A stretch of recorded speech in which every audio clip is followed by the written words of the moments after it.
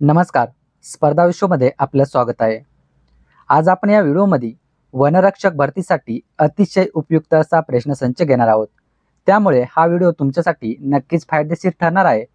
Video शेवटपर्यंत बघा. त्याचबरोबर तुम्ही जर या चॅनलवर नवीन असाल आणि या अगोदरचे व्हिडिओ बघितले नसतील तर चॅनलवरती जाऊन लगेचच व्हिडिओ बघून घ्या आणि या चॅनलला सबस्क्राईब करून ठेवा, जेणेकरून नवीन नवीन व्हिडिओ सर्वात अगोदर तुमच्यापर्यंत पोहोचतील.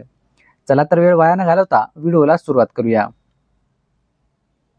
व्हिडिओचा पहिला प्रश्न बघा. ईस्ट इंडिया कंपनी आणि सिराज उद्दौला यांच्यामधील पहिले प्लासीचे युद्ध कधी झाले? बघा, ईस्ट इंडिया कंपनी आणि सिराज उद्दौला यांच्यामध्ये प्लासीचे युद्ध झाले. मात्र ते कधी झाले तर 23 जून 1757 रोजी त्यांच्यामध्ये हे युद्ध झाले. प्रश्न क्रमांक 2 बघा. ताम्हिणी हा घाट प्रकल्प खालीलपैकी कोणत्या जिल्ह्यात आहे? तर ताम्हिणी हा घाट प्रकल्प रायगड या जिल्ह्यामध्ये आहे. मित्रांनो, प्रश्नांची उत्तरे येत असतील तर कमेंट बॉक्समध्ये प्रश्नांची उत्तरे देत चला, जेणेकरून या व्हिडिओ बरोबरच तुमचं रिव्हिजन सुद्धा होत जाईल. चला तर पुढे बघूया. क्रमांक 3 बघा. छत्रपती शिवाजी महाराजांचा राज्याभिषेक सोहळा खालीलपैकी कोणत्या गडावर झाला? तर लक्षात ठेवा, रायगड या गडावरती छत्रपती शिवाजी महाराजांचा राज्याभिषेक सोहळा झाला. आणि कधी झाला याचं उत्तर मला तुम्ही कमेंट बॉक्समध्ये नक्कीच सांगा. प्रश्न क्रमांक 4 बघा. माउंट एव्हरेस्ट शिखर सर करणारी भारतातील पहिली महिला कोण? लक्षात ठेवा, भारतातील पहिली महिला कोण? तर बचिंद्र पाल ही माउंट एव्हरेस्ट शिखर सर करणारी भारतातील पहिली महिला आहे. खूप IMP प्रश्न आहे हा. लक्षात ठेवा, मागील परीक्षेमध्ये सुद्धा हा प्रश्न विचारला गेलेला आहे. प्रश्न क्रमांक 5 बघू. कर्मवीर भाऊराव पाटील यांनी खालीलपैकी कोणत्या संस्थेची स्थापना केली आहे? तर कर्मवीर भाऊराव पाटील यांनी रयत शिक्षण संस्थेची स्थापना केलेली आहे. म्हणजे आपला ऑप्शन क्रमांक 3 या प्रश्नाचं योग्य उत्तर होईल. प्रश्न 6 बघा. महाराष्ट्रात सन 1857 मध्ये मुंबई सरकारने लोहमार्गाची उभारणी व जमीन संपादन यासाठी कोणाच्या अध्यक्षतेखाली रेल्वे मंडळाची स्थापना केली? तर या प्रश्नाचे योग्य उत्तर बघा, ले प्रेस्कॉट याच्या मार्गदर्शनाखाली 1857 मध्ये मुंबई सरकारने लोहमार्गाची उभारणी व जमीन संपादन रेल्वे मंडळाची स्थापना केली. त्यानंतर पुढे बघू. प्रश्न 7 आहे. खालीलपैकी कोणत्या व्यक्तीने 1912 पासून कुस्ती जिंकल्यानंतर पैलवानांना गदा देण्याची प्रथा सुरू केली? लक्षात ठेवा, 1912 पासून कुस्तीमध्ये जेव्हा पैलवान जिंकतो तेव्हा त्याला गदा देतात. कधीपासून तर 1912. मात्र ही प्रथा कोणत्या व्यक्तीने सुरू केली? तर राजश्री शाहू महाराज बघा यांनी ही प्रथा सुरू केलेली आहे. हे सन सुद्धा लक्षात ठेवा, 1912. क्रमांक 8 बघा.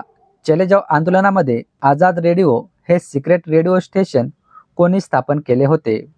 तर हे सिक्रेट रेडिओ स्टेशन वरीलपैकी सर्व म्हणजेच उषा मेहता, विठ्ठलदास झवेरी, चंद्रकांत झवेरी या तिन्ही व्यक्तींनी मिळून हे आझाद हिंद आंदोलनामध्ये सिक्रेट रेडिओ स्टेशन स्थापन केलेले होते. त्यानंतर प्रश्न क्रमांक 9 बघा.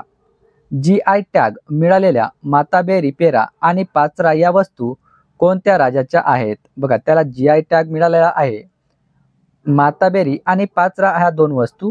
तर ह्या दोन वस्तू कोणत्या राज्याच्या आहेत असा आपल्याला हा प्रश्न विचारलेला आहे. तर त्रिपुरा बघा, त्रिपुरा या राज्याच्या या वस्तू आहेत, माताबेरी आणि पाचरा. प्रश्न क्रमांक 10 बघा. संपूर्ण भारतात कधीपासून प्लास्टिक बंदी करण्यात आलेली आहे? तर बघा, 1 जुलै 2022 पासून संपूर्ण भारतामध्ये प्लास्टिक बंदी करण्यात आलेली आहे. मित्रांनो, तुम्हाला जर हे व्हिडिओ आवडत असतील तर व्हिडिओला नक्कीच एक लाईक करा. आपल्या मित्रांपर्यंत सुद्धा शेअर करा, जेणेकरून तुमच्याबरोबरच त्याचा सुद्धा अभ्यास होत जाईल. प्रश्न 11 बघा. पर्यावरणातील ज्या घटकांच्या अस्तित्वामुळे पर्यावरणाची गुणवत्ता घसरते अशा घटकांना डॅश असे म्हणतात? लक्षात ठेवा, ज्या घटकांमुळे पर्यावरणाची गुणवत्ता घसरते तर अशा घटकांना काय म्हटले जाते? तर प्रदूषके असे म्हटले जाते बघा. प्रश्न क्रमांक 12 बघा. भारतातील व्यापारासाठी प्रसिद्ध असणारा सर्वात मोठा रस्ता ग्रँड ट्रंक रोड हा कोणी बांधलेला आहे? ग्रँड ट्रंक रोड हा कशासाठी प्रसिद्ध आहे? तर भारतातील बघा व्यापारासाठी हा सर्वात मोठा रस्ता आहे. मात्र हा कोणी बांधलेला आहे? तर शेरशाह सुरी याने हा रस्ता बांधलेला आहे. प्रश्न क्रमांक 13 बघा. खालीलपैकी कोणत्या विद्यापीठास 2019 मध्ये पुण्यश्लोक अहिल्याबाई होळकर यांचे नाव देण्यात आले? तर सोलापूर हे विद्यापीठ बघा, सोलापूर हे विद्यापीठ याला 2019 पासून अहिल्याबाई होळकर हे नाव देण्यात आलेले आहे. प्रश्न क्रमांक 14 बघा. स्वतंत्र भारताचे सर्वोच्च न्यायालयाचे पहिले न्यायाधीश खालीलपैकी कोण होते? बघा, स्वतंत्र भारताचे पहिले न्यायाधीश खालीलपैकी कोण होते? तर न्यायमूर्ती हरिलाल कानिया हे होते. प्रश्न 15 बघा. 1802 मध्ये कोणत्या पेशव्याने इंग्रजांशी तैनाती फौजेचा करार केला होता? बघा, कधी 1802 मध्ये कोणत्या पेशव्याने हा करार केला? तर दुसरा बाजीराव पेशवा याने हा करार केलेला होता. कोणाविरुद्ध? तर इंग्रजांविरुद्ध. प्रश्न क्रमांक 16 बघा. खालीलपैकी कोणत्या दिवशी जागतिक चिमणी दिवस साजरा केला जातो? दिन आणि दिनविशेष यावरती हा प्रश्न आलेला आहे. तर जागतिक चिमणी दिवस कधी साजरा केला जातो? 20 मार्च बघा, 20 मार्चला जागतिक चिमणी दिवस साजरा केला जातो. प्रश्न क्रमांक 17 बघा. 1942च्या चले जाव आंदोलनाचे महाराष्ट्रातील खालीलपैकी कोणते शहर आंदोलनाचे केंद्र बनले होते? 1942चे जे आंदोलन होते यामध्ये महाराष्ट्रातील कोणते शहर होते जे या आंदोलनाचे केंद्रबिंदू बनले होते? तर लक्षात ठेवा, मुंबई हे जे शहर आहे हे याचे केंद्र बनले होते. प्रश्न क्रमांक 18 बघा. सन 2011च्या जनगणनेनुसार लोकसंख्येच्या दृष्टीने महाराष्ट्राचा भारतात कितवा क्रमांक लागतो? बघा, 2011च्या जनगणनेनुसार भारतामध्ये महाराष्ट्राचा कितवा क्रमांक लागतो? तर दुसरा क्रमांक लागतो. मी तुम्हाला प्रत्येक व्हिडिओमध्ये सांगत असतो की 2011ची जनगणना ही खूप महत्त्वाची आहे. यावरती तुम्हाला एक ना एक प्रश्न विचारला जातो. त्यामुळे आपल्याला काय करायचं आहे की 2011ची जनगणना पूर्णपणे वाचूनच घ्यायची आहे. त्यानंतर प्रश्न क्रमांक 19 बघा. कुंचिकल धबधबा हा भारतातील खालीलपैकी कोणत्या राज्यामध्ये स्थित आहे? कोणता धबधबा? तर कुंचिकल धबधबा भारतातील कोणत्या राज्यात स्थित आहे? तर हा धबधबा बघा कर्नाटक या राज्यामध्ये स्थित आहे. प्रश्न क्रमांक 20 बघा.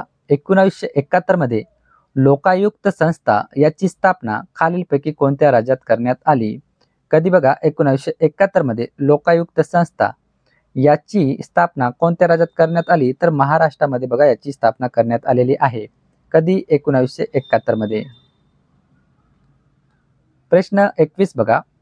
भारत सेवक समाजाची स्थापना डॅश यांनी केली? बघा, भारत सेवक समाजाची स्थापना कोणी केलेली आहे? तर गोपाळ कृष्ण गोखले यांनी भारत सेवक समाजाची स्थापना केली. कधी केली? याचं उत्तर तुम्ही कमेंट बॉक्समध्ये द्या. पुढे बघूया. प्रश्न क्रमांक 22 आहे. इसवी सन 1992 मध्ये डॅश या राज्यात मद्यपान विरोधी चळवळ सुरू करण्यात आली? कधी? 1992 मध्ये मद्यपान विरोधी चळवळ सुरू करण्यात आली. कोणत्या राज्यामध्ये? तर लक्षात ठेवा, आंध्र प्रदेश या राज्यामध्ये सुरू करण्यात आली. प्रश्न क्रमांक 23 बघा. कमळ हा शब्द समानार्थी नसलेला शब्द कोणता? कमळ बघा, कमळ या शब्दाला समानार्थी नसलेला शब्द कोणता? आपल्याला या ठिकाणी बघा मराठी व्याकरण यावरती हा प्रश्न विचारलेला आहे.